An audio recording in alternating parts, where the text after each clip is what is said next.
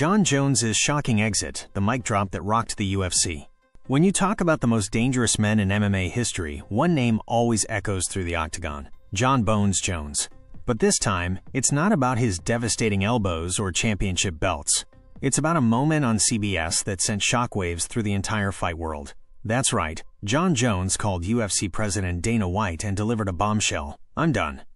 Just like that. No last fight, no final walkout, no grand farewell.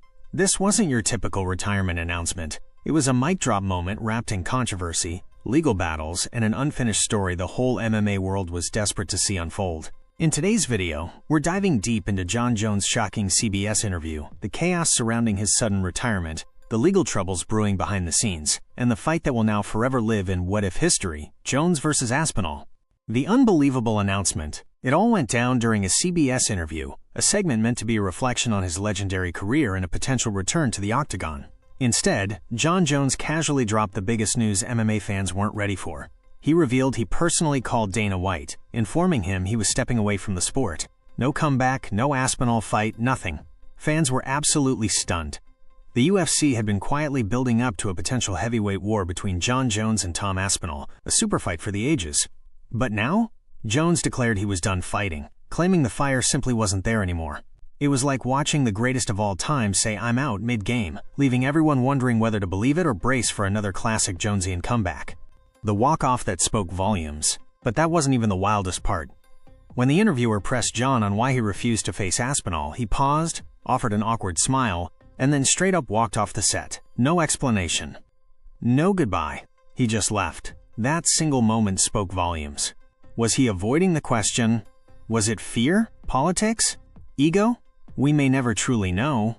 But the UFC world took that clip and ran with it. Because when Jon Jones walks away from a question, there's always more to the story. Especially when it's about a fight that could have been the biggest heavyweight matchup in years. Another brush with the law. As if things weren't already chaotic enough, Jon Jones is now facing yet another legal issue. This time, it's a hit-and-run incident from back in February 2025 in Albuquerque, New Mexico. And yes, this is just the latest addition to a long history of out-of-cage controversies, from failed drug tests to DUI charges to assault allegations. The man is a living paradox, arguably the most gifted fighter of his generation, but also one of the most self-destructive. His court hearing is set for July 24th, and depending on how that plays out, this could very well be the final nail in the coffin for any comeback hopes. A new heavyweight king. With Jones officially stepping away, the UFC wasted no time. They've named Tom Aspinall the undisputed UFC heavyweight champion. The division had been on hold for far too long, patiently waiting for Jones to return. Now with the GOAT out of the picture, Aspinall finally takes the throne. But here's the thing. For many fans, this chapter still feels unfinished. They craved closure. They wanted Jon Jones versus Tom Aspinall. Skill versus skill. Mind versus power. Instead, they got a retirement, a legal case, and a ghosted fight that will forever live in what-if history. The unfinished legacy. So here's the big question. Is Jon Jones truly the greatest fighter of all time? Or is he the most talented almost legend who repeatedly got in his own way? Perhaps he's both. No one can deny his raw skill, his unparalleled octagon IQ, and the dominance he displayed across multiple weight classes.